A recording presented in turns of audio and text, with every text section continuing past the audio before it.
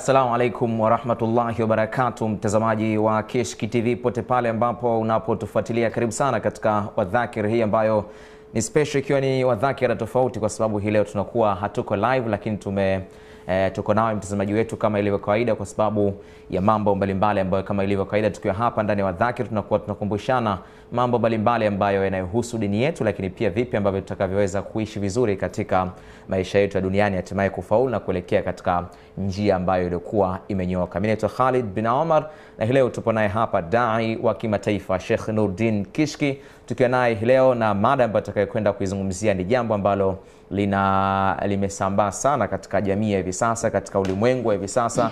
Watu wamekuwa wakilifanya kana kwamba ni jambo la kawaida, ni madhara ya uongo katika jamii. Watu wengi inawezekana wakawa wanazungumza uongo, wengine kwa makusudi, wengine wakifanya hivyo kwa sababu tu labda kutaka kutoka katika mitego mbalimbali. Kanasi uweze kufahamu madhara yapi ambayo yanapelekea kutokana na uongo. Shekhe, assalamu alaikum wa rahmatullahi. Wa alaikum assalam wa rahmatullahi wa barakatuh. Na ni kipindi chetu kingine tena tukizungumzia kuhusiana na madhara ya uongo katika jamii. Ni jambo ambalo lipo sana katika jamii hivi sasa. Watu kuzungumza uongo ni kitu cha kawaida mno. Sheikh, karibu. Naam, bismillahirrahmanirrahim. Alhamdulillahi rabbil alamin wa sallallahu wa sallam wa baraka ala nabiyyina Muhammadin wa ala alihi wa sahbihi ajma'in. Rabbi shrah li sadri wa yassir li amri wahlul 'uqdatan min lisani yafqahu qawli. Allahumma 'allimni ma jahiltu wa dhakkirni ma nasitu bi rahmatika ya arhamar rahimin. اللهم إني أتبرأ من حولي وقوتي وألتجئ إلى حولك وقوتك. اللهم أعني ولا تعن علي وانصرني ولا تنصر علي واهدني ويسر الهدى لي أما بعد. Mpenzi mtazamaji popote pale ulipo duniani, nami nikwamkie kwa mamkizi bora kabisa Kiislamu, nikwambie assalamu alaikum wa rahmatullahi wa barakatuh. Mada yetu ya leo ikiwa ni tarehe 9 mwezi huu wa 11 mwaka huu 2025, tutazungumzia madhara ya uongo katika Uislamu. Mtazamaji, uongo ni katika majanga makubwa sana, na uongo ni katika tabia zilizo mbaya sana, na uongo ni katika maadili yaliyo mabaya sana. Kwa kuzingatia hilo, mtume wetu Muhammad sallallahu alaihi wasallam ameahidi nyumba iliyopo katikati ya pepo kwa yule atakayeacha kusema uongo. Katika hadithi iliyo sahihi amesema, ana zaimu baitin fi rabadil jannah, mimi Muhammad ni mdhamini wa nyumba ambayo ipo mwanzoni mwa pepo. Nyumba hiyo ninamdhamini liman taraka almiraa wa in kana haqqa. Nyumba hiyo ninamdhamini yule atakayeacha mijadala, mabishano, hata kama ana haki ya kubishana. Wanaojiepusha na ligi mbalimbali, mabishano mbalimbali, mijadala mbalimbali, Bwana Mtume Muhammad sallallahu alaihi wasallam amewaahidi nyumba bora kabisa inayopatikana mwanzoni kabisa mwa pepo. Kisha akasema, wa ana zaimu baitin fi wasatil janna, na mimi Muhammad ni mdhamini wa nyumba inayopatikana katikati ya pepo. Nyumba hiyo amemwahidi nani? Akasema, liman taraka alkadhiba wa in kana maziha, na mimi Muhammad nadhamini nyumba iliyopo katikati ya pepo, na ahidi nyumba iliyopo katikati ya pepo kwa yule atakayeacha kusema uongo hata kama anafanya mzaha. Kisha kasema, wa ana zaimu baitin fi a'la aljanna, na mimi Muhammad nadhamini tena, ninaahidi tena nyumba iliyopo daraja la kwanza kabisa la pepo. Nyumba hiyo anamwahidi nani? Anamdhamini nani? Akasema, liman hasuna khuluquh, nyumba hiyo ninamdhamini na kumwahidi yule ambaye atakuwa ana tabia njema. Kuonyesha kwamba uongo ni jambo baya sana katika nyumba tatu alizozidhamini na kutuahidi mtume wetu, mwalimu wetu, kiongozi wetu na kipenzi chetu Mtume Muhammad sallallahu alayhi wasallama. Nyumba ya pili ni kwa ajili ya wale watakaoacha kusema uongo hata kama wanafanya mzaha. Kama ile alitoshi mtume wetu Muhammad sallallahu alayhi wasallam katika hadithi ambayo ni muttafaqun alayhi, hadithi Abdullah ibn Mas'ud radhiyallahu anhu, anatuambia wa iyyakum wal kadhiba, najiepusheni kusema uongo, fa innal kadhiba yahdi ila alfujuri, kwani hakika ya uongo siku zote humuongoza mtu katika njia ovu, njia mbaya. Wa innal fujura yahdi ila nnari, na hakika ya njia mbaya, njia ovu, siku zote humpeleka mtu motoni.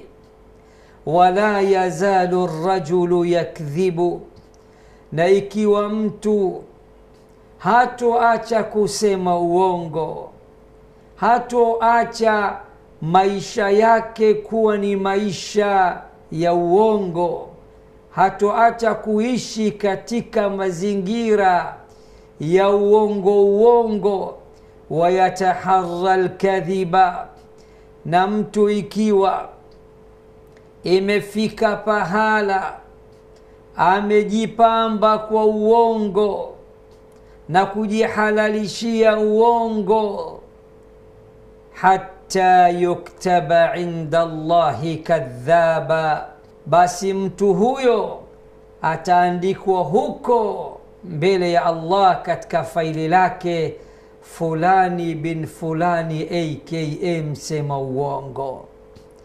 Duniani kuna watu tunawaheshimu, lakini huko mbinguni hawaheshimiki kwa sababu ya kamba zao nyingi, kwa sababu ya fiksi zao nyingi, kwa sababu ya uongo wao mwingi.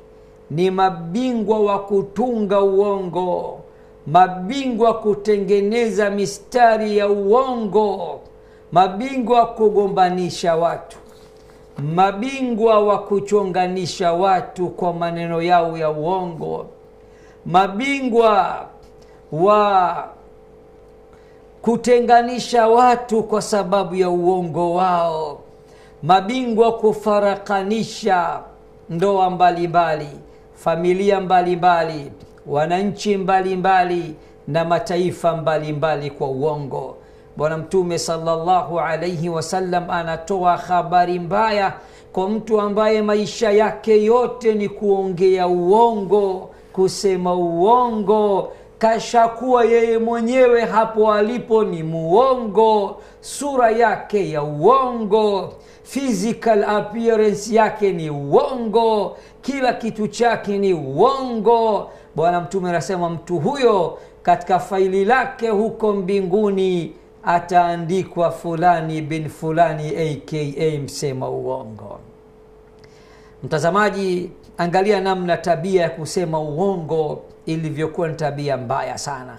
Allah katika sura ya 9 Tauba anatuambia, ya ayyuhalladhina amanu, enyi mlioamini, ittaqullaha wa kunu ma'as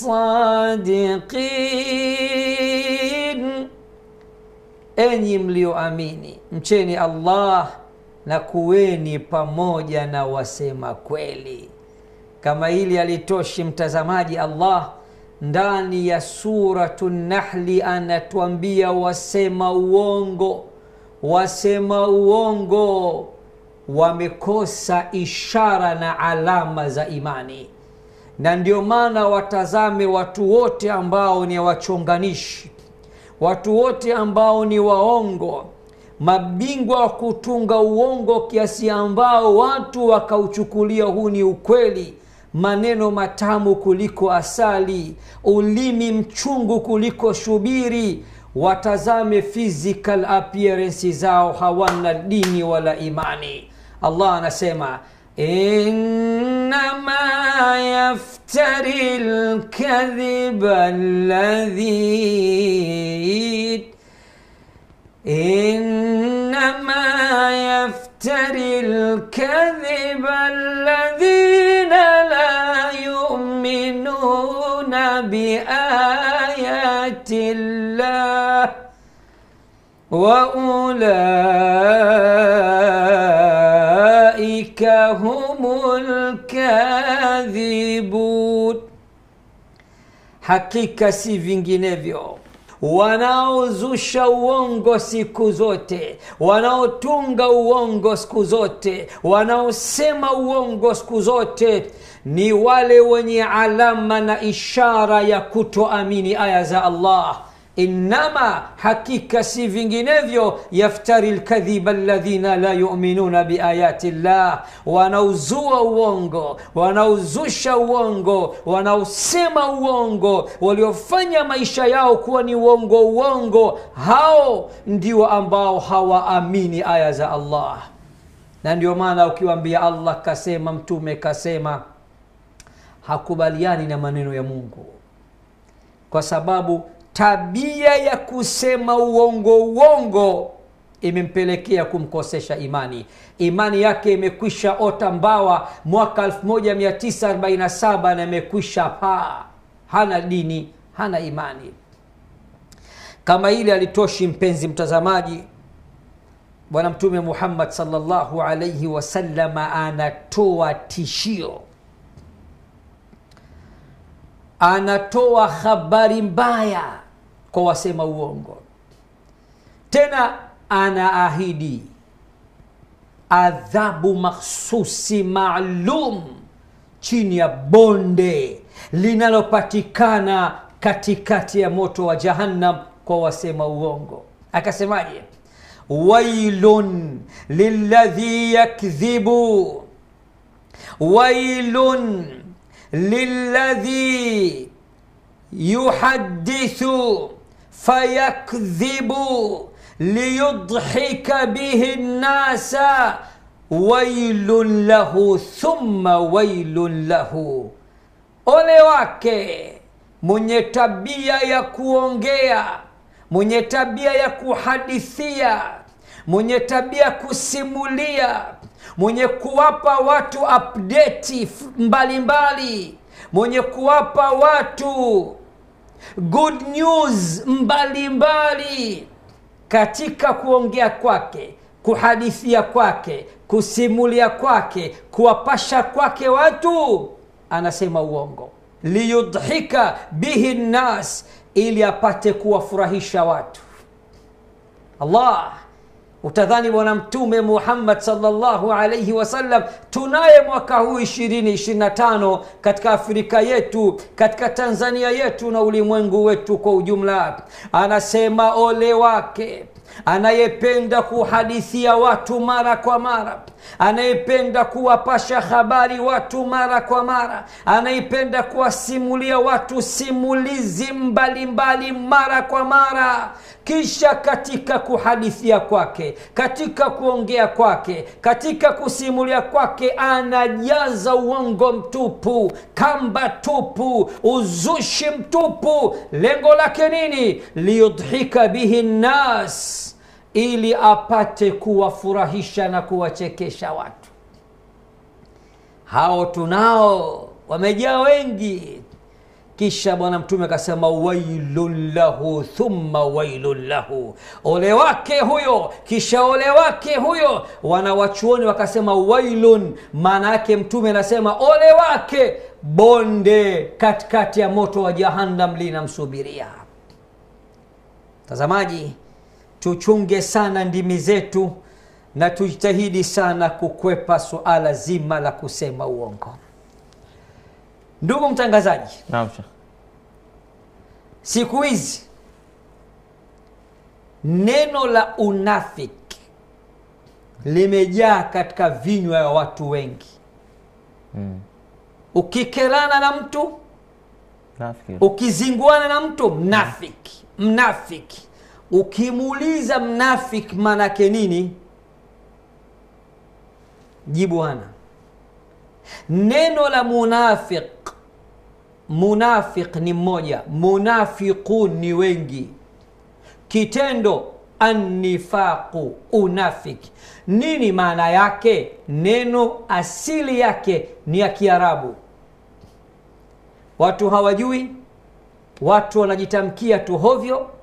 Ukienda kinyume na matashi yake na mtazamo wake na matakwa yake na rai yake na matamanio yake, mnafiki, wanafiki, unafiki mtupu. Njoo utueleze nini maana ya an-nifaq, unafiki. Mnafiki ni nani? Sifa za wanafiki ni kina nani? Njoo sasa nikupeleke kwa university ya Mtume Muhammad sallallahu alayhi wasallam. Nakupa hadithi moja tu iliyoeleza alama miongoni mwa alama za wanafiki. Hadithi moja, labda kwa upendeleo nitaongeza hadithi ya pili.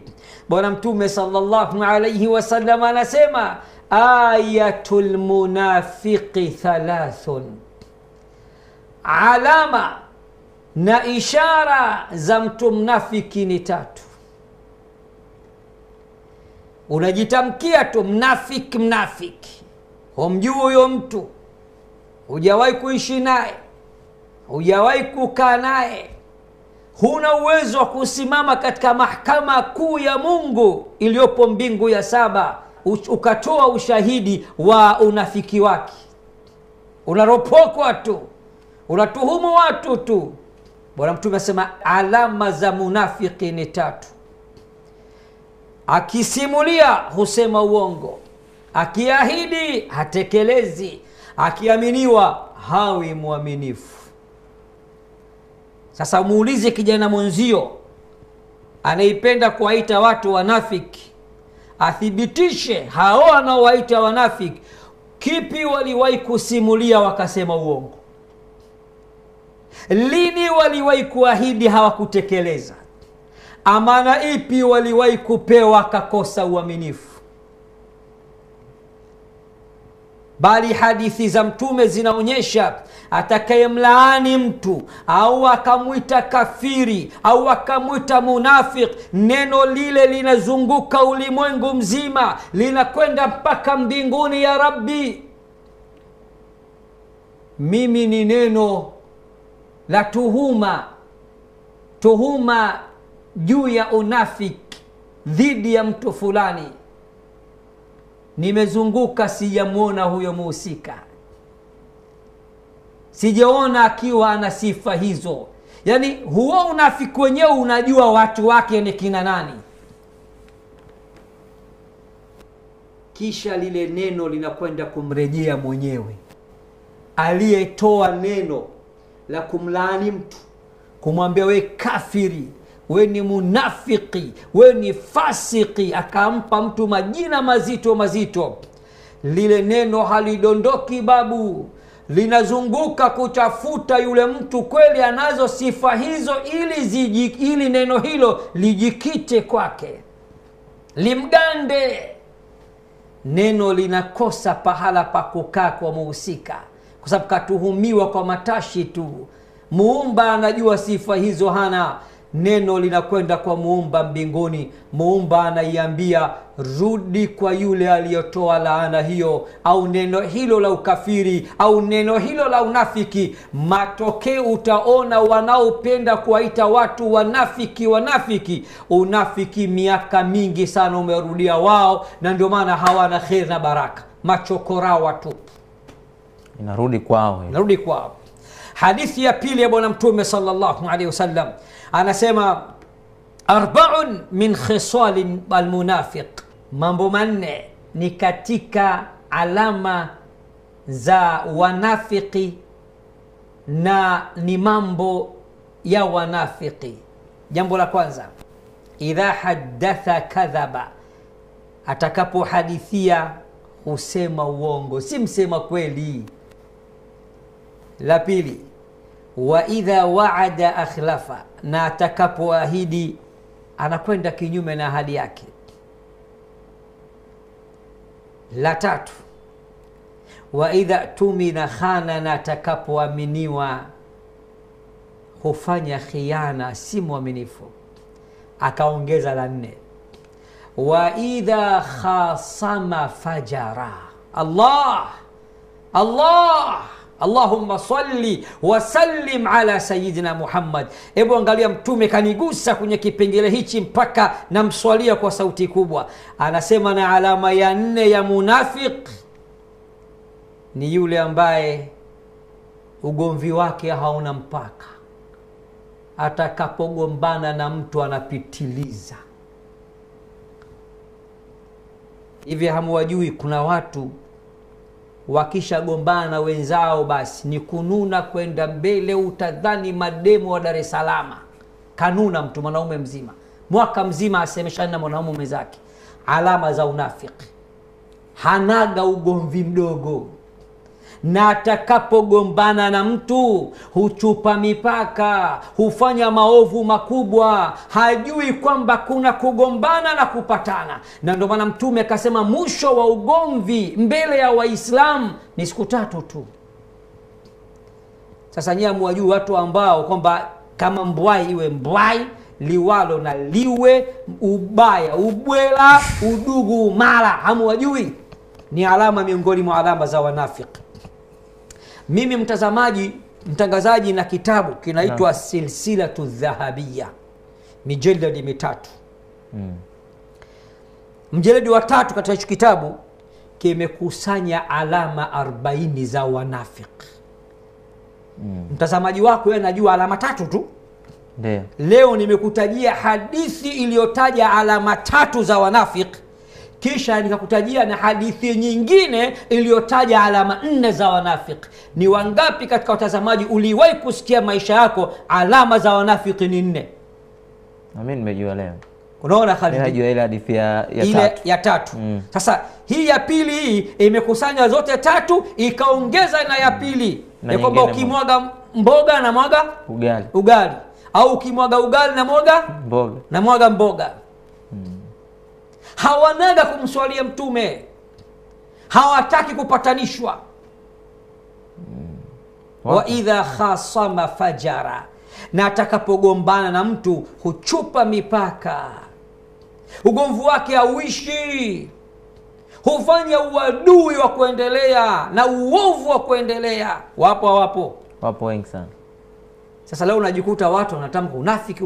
Madrasa hajaenda, chuo cha Kiislamu hajaenda, chuo cha Bwana Mtume Muhammad sallallahu alaihi wasallam hajawahi kukunja magoti akasoma akajua nini maana ya unafiki kilugha, kisheria. Alama za wanafiki ni zipi? Kwa mujibu wa hadithi moja ni 3, kwa mujibu wa hadithi ya pili ni 4, lakini ukienda katika vitabu vingine indip utakuta ndani ya Qur'ani na Sunna alama za wanafiki ziko 40. Sio mchezo. Nikupe moja. Naam. Katika hizo aya tuongezee, itakuwa ni vizuri zaidi. Muda unao? Muda upo. Tunazo kama dakika 5 hapa zimesalia. Nadhani tunaendelea kuwepo. Mtazamaji, hii ni Wadhakir ambayo leo tunazungumzia kuhusiana na madhara ya uongo katika Uislamu. Sheikh hapa amefafanua vizuri sana kwa jinsi gani ambavyo uongo ulivyokuwa mbaya. Unaona mtu muongo anaandikwa jina lake kwa fulani ni muongo huko kwa Mwenyezi Mungu. Sasa maana yake ni kitu ambacho hakifai kabisa na ni kitu kisichokuwa kizuri katika maisha yetu ambayo sisi tunaishi. Naam Sheikh. Sikiliza sasa usiyoyajua wewe ambaye Qur'ani hujaisoma, sunna za Mtume ndo kabisa uko mbali nazo, unasumbua watu mitaani, unawaita watu wanafiki. Ukiulizwa nini maana ya unafiki kilugha na kisheria, ni nini alama za watu wanafiki, alama zao ziko ngapi kwa mujibu wa Qur'ani na Sunna, na kupeleka katika sura ya 4 An-Nisa aya nambari 83. Allah anaeleza miongoni mwa alama za wanafiki, aya ambayo pengine hujawahi kuisikia maisha yako. Sifa hii pengine hujawahi kujua maisha yako. Chukua wewe, itakusaidia. Kajisemea Sheikh Kilemile, Allah mrahamu na amlaze pahala pema peponi. Amen. وَإِذَا جَاءَهُمْ أَمْرٌ مِّنَ الْأَمْنِ أَوِ الْخَوْفِ أَذَاعُوا بِهِ, na linapowafikia jambo lolote lililohusu amani au la kitisho, wao hulitangaza. Khalid, umeelewa nini aya hii kabla mimi kufafanua zaidi? Mimi nilivyoelewa manake ni kwamba jambo lolote ambalo linakuwa ni masuala ya amani au la kutishia, wao ndo wanashadadia. Aya hii ina maana ya kuwa miongoni mwa alama za wanafiki, tena ni alama iliyotajwa ndani ya Qur'an, sura ya 4 An-Nisa aya nambari 83. Wanafiki wanapenda kutangaza. Wakiona jambo linalohusu amani, wao ndio kiherehere, wako mstari wa mbele, wanatangaza. Likiwajia jambo la amani, wanatangaza. Likiwajia jambo la hofu, wanatangaza. Nini manake? Maana yake wao sio wenye jukumu hilo la kutangaza. Kiherehere wanakimbilia ama kuatisha watu au kuwapa hope, ndio maana yake. Ndio maana ukienda aya ya mbele, soma iliyofuata. Na lau kuwa wangelipeleka kwa mtume na kwa wenye mamlaka kati yao, wale wanaochunguza wangelijua. Na lau kuwa si fadhila ya Mwenyezi Mungu juu yenu na rehema yake, mngelifuata sheitani ila wachache wenu tu. Sasa tusiende aya ya mwisho, anza tena na lau kuwa.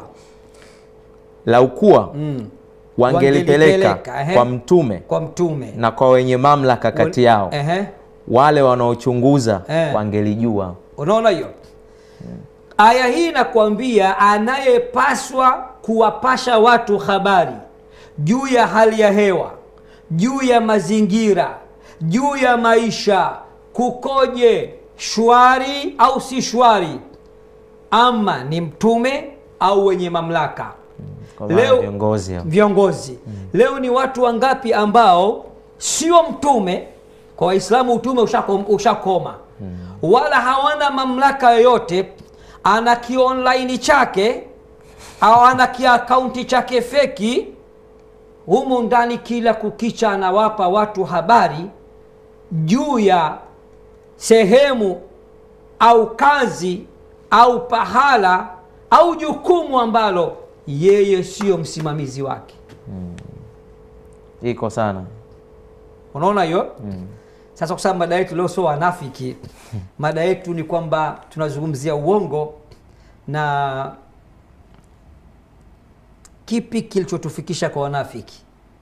Ni hadithi ya Mtume sallallahu alaihi wasallam iliyosema alama za mtu mnafiki ni 3: atakapohadithia au akasimulia anasema uongo, atakapoahidi hatekelezi ahadi, na atakapoaminiwa hawi mwaminifu. Nataka nimalize mtazamaji. Allah anasema ndani ya suratul An'am kuonyesha uongo ni jambo baya sana. Anaeleza kwamba wanaosema uongo ni kina nani. Anasema faman azlamu mimman iftara ala Allahi kadhiba, na ni nani dhalimu nambari 1 kuliko yule ambaye anamzulia uongo Mungu? Kuna watu wanamzulia uongo paka Mungu. Utasikia hata vitabu vya Mungu vimesema, hata Mungu amesema. Kasema wapi? Shekhe wako wengi hao. Jana alikuwa namsikiza bodaboda mmoja kwenye YouTube, anahojiwa sijui kwenye kitu gani, anatoa aya sijawahi kuiona. Mimi nimehifadhi Qur'ani nzima alhamdulillah, na hakuna aya utaisoma nikashindwa kuijua kwa sababu nimehifadhi. Tajua hii moja kwa moja ni sura fulani. Hata Mungu mwenyewe kasema si kadha kadha. Mbona mnamzulia uongo Mungu nyie? Sasa Allah anasema hakuna mtu dhalimu nambari moja mbele ya Mungu kuliko yule anayemzulia uongo Mungu. Mungu kasema, ili hali aya hiyo hakuna, wala Mungu hakuwa kusema kwenye kitabu chake. Kama ile alitoshi ndugu zangu, Allah anasema katika sura an-Nahl tena, wala taqulu lima tasifu alsinatukumul kadhiba hadha halalun wa hadha haramun litaftaru ala Allahi alkadhib innal ladhina yaftaruna ala Allahi alkadhiba la yuflihun wala taqulu lima tasifu alsinatukumul kadhiba, wala msiseme yale ambayo yanayosifiwa na ndimi zenu katika kusema uongo. Hadha halalun, hii ni halali, wa hadha haramu, na hii ni haramu, litaftaru ala Allahi alkadhiba, ili mpate kumzulia Allah uongo. Nini maana yake? Msitumie ndimi zenu mkahalalisha kilichokuwa haramu na mkaharamisha kilichokuwa halali.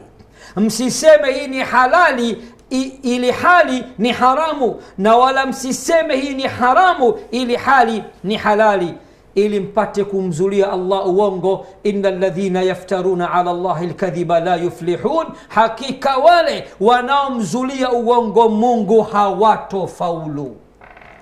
Mimi nafunga ndugu mtangazaji, hata kumzulia uongo mtume ni kwenda motoni. Bwana mtume anasema, man kadhaba alayya mutaammidan falyatabawa maq'adahu minan nari, atakayenizulia uongo mimi Muhammad, akasema mtume kasema ili hali hilo sikuwahi kulisema, ajiandae kabisa, makazi yake ni motoni. Mtazamaji, mimi namaliza leo, nimeongea kwa mukhtasari tu juu ya ubaya na madhara ya tabia ya uongo.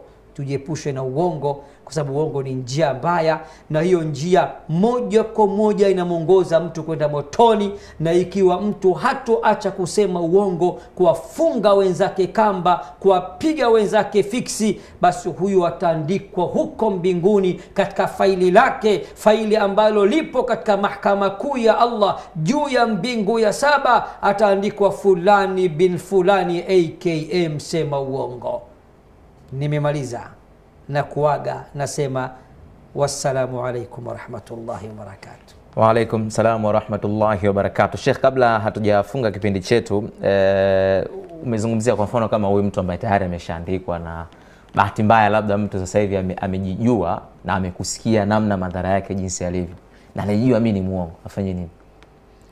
Naam, afanye nini? Atubie kwanza, aiache ile tabia, kwa sababu masharti ya tauba ni 3. Kuacha dhambi husika, sawa, kujutia, sawa, kuazimia kutorudia, aswali rakaa 2 ya kumwomba Allah msamaha. Katika kuomba msamaha anaweza kusema astaghfirullah alazim mara 70 au mara 100, lakini pia ahakikishe ya kuwa amejivua lile kosa na amejutia kuishi katika mazingira yale kwa muda mrefu. Lakini jambo la 3, aazimie kutorudia. Akifanya hivyo, faili lake kule atafutwa jina la aka msema uongo. Sheikh, kuna watu wanafanya kazi za utetezi na wakiwa wanafahamu kabisa kwamba mimi natetea kitu ambacho pengine sicho, na kwa ushahidi anakwenda kwa ushahidi wake ambao mwenyewe anao, ingawa anafahamu jambo ni la uongo ama silo la ukweli ambao yeye anatetea. Hawa wanakuwa katika wakati gani, ama tunaweza tukawatafsiri vipi? Umekwepa kwa taja, wacha mimi wataje. Sawa. Maloya wengi, mawakili, mashahidi mbalimbali wanaotengenezwa kwa ajili ya kwenda kutoa ushahidi mahakama mbalimbali. Ikiwa mtu ni lawyer, wakili, anakwenda kusimama na mtu mahakamani kumtetea ili hali anajua mtu wake ni mkosa, na ametenda kosa fulani, ametenda dhambi fulani, lakini anamtetea kisa la mkasa, kapewa bunda, kapewa mpunga, kapewa fedha, na mashahidi pia wakaahidiwa kupewa chochote kitu waende wakaseme uongo. Qur'ani inasema cha kwanza, innama yaftari alkadhiba alladhina la yu'minuna biayati llah, hao sio waumini wa kweli. Sifa ya kuwa waumini wa kweli wenye imani kamili imekwisha toweka kwao. Na tukirudi katika sahihu Muslim, hadithi ya Abu Huraira, hatoingia peponi illa mwenye imani kamili. Walladhi nafsi biyadihi la tadkhulu aljannata hatta tu'minu, mimi Muhammad na apa kwa yule ambaye nafsi yangu mimi ipo mikononi mwake, hamtoingia peponi mpaka muwe na imani kamili. Kwa kitendo cha kusema uongo, kuishi kiuongo, kutoa ushuhuda wa uongo pahala mbalimbali, mazingira mbalimbali, vikao mbalimbali, yule mtu kwanza sifa imani amekwisha nyang'anywa. Mosi. Pili, amebandikwa sifa ya unafiki. Kwa sababu na Mtume kasema alama za mnafiki ni 3. Hadithi nyingine ni 4. Alama ya kwanza, akisema, akihadithia, akisimulia anasema uongo. Ya pili, akiahidi hatekelezi ahadi. Ya 3, akikabidhiwa amana anafanya khiana. Alama ya 4, akasema akigombana na mtu huchupa mipaka na anakuwa na ugomvi endelevu. Kwa hiyo humo ndani anaingia kwamba ni munafiki. Tukirudi katika Qur'an, innal munafiqina fi ad-darki al-asfali minan nar wa lan tajida lahum nasira, hakika ya wanafiki ndio watakaowekwa katika tabaka la mwisho kabisa la moto wa Jahannam, na hautopata wa kuwanusuru siku ya Kiyama. Ingawa kuna aya nasema hakika ya Allah atawakusanya kwa pamoja siku ya Kiyama makafiri na wanafiki ndani ya moto wa Jahannam, lakini wanafiki ndo watakaa tabaka la chini, makafiri watakuwa tabaka la juu, wote ndani ya moto wa Jahannam, kuonyesha kwamba mnafiki ni mbaya kuliko hata kafiri wakati mwingine. Kwa hiyo jibu lako in short ni hivyo, lakini nilikuwa na uwezo wa kuendelea hapa nikaporomosha madalili juu ya watu kama hao. Muda hatuna. Namalizia mila kwangu la mwisho ili hapa. Tunasikia inasemekana kuna uongo ambao unafaa. Ndio. Ni kweli? Sahihi. Ni uongo upi huo? Uongo unaofaa ni uongo aina 3. Uongo vitani. Sawa? Uongo unaofaa, uongo wa kusuluhisha baina ya watu wawili waliogombana. Unakwenda kwa mmoja, unampooza kidogo kwa maneno. Nimekaa na mwenzio, hana raha, hata usingizi hapati. Kitendo cha kutoongea na wewe linamsumbua sana hilo. Mwanadamu alivyoumbwa yule bicho analipata bicho la anashusha hasira, kumbe anamshusha hasira kwa kusema uongo. Anakwenda kwa wewe anampooza, wote wale wamepoa, akiwakutanisha wamepatana. Uongo katika kusuluhisha baina ya watu wawili waliogombana, kuonyesha sulhu ni jambo kubwa, jambo jema. Uislamu umeruhusu kutumia uongo kwenye kupatanisha watu, lakini hakikisha uongo wa kujenga, sio kubomoa. Watatu, uongo wa mume kwa mke au wa mke kwa mume, kwamba baby wewe ni moon, wewe ni mwezi, lakini ukiangalia mwanadamu usio mwezi. Wewe ni malikia wangu, malikia, lakini mmekaa kwenye nyumba ya kupanga. Maneno ya kujengana. Siku hiyo kavaa mashallah, vipi nimependeza, yani leo nimekusahau kabisa, yani usingeniambia ni mke wangu nisingejua. Inaruhusiwa hivyo, nataka tujengane, ndoa iwe mpya siku zote. Nguo gani sasa hiyo bwana? Hebu toka kila siku na nguo hiyo kama sanda bwana. Haitakiwi. Nataka kumvunja moyo mwenzio. Chakula leo vipi? Safi kabisa, kumbe kaongeza chumvi. Usiseme umeongeza chumvi. Mwanaume usiwe na gubu. Gubu ni tabia wanawake. Kama ni kujenga na kupenda kuliko hata nani. Wewe ndo namba 1 kwangu. Na kupenda kuliko hata mamangu aliyenizaa. Unaona habari hiyo? Kwa hiyo kujengana mke na mume katika mahaba, kuitana majina mbalimbali.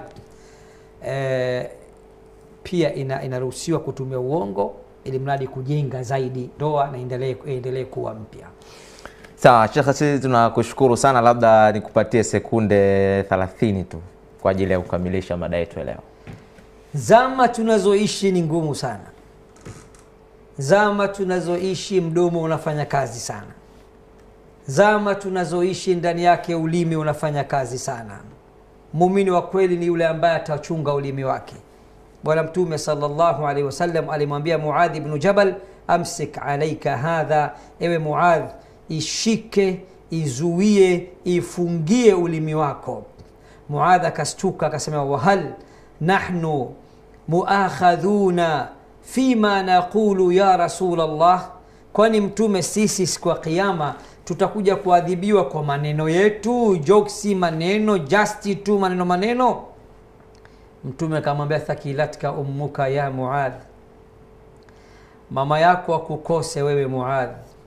Wa hal yukabbu an-nasu yawm al-qiyamati ala manakhirihim fi an-nari illa min hasaidi alsinatihim, hivi wewe Muadh hujui ya kuwa watu wengi siku ya kiyama watakamatwa shingo zao kwa nyuma, alafu nyuso zao zitadidimizwa katika moto kwa sababu ya ndimi zao? Chunga ulimi wako. Zama hizi atakayehifadhi ulimi wake atatoboa kimaisha siku ya kiyama. Naam, shukran sana Sheikh. Ni dai wa kimataifa Sheikh Nurdin Kishki akimalizia kwa maneno ya kwake Mtume, muumini wa kweli ni yule ambaye atakayechunga ulimi wake. Kwa hivyo wewe mzee wa fix, mzee wa kamba, mzee wa kutiatia chumvi, nafikiri utakuwa umesikia vizuri sana.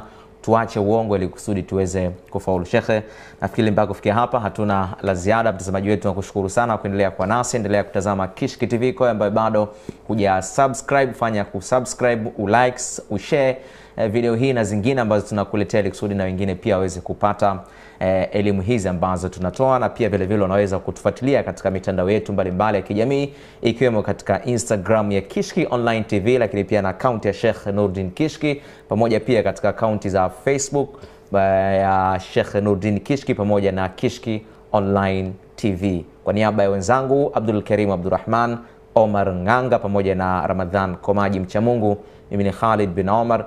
Hadi wakati mwingine tena, ma'assalam.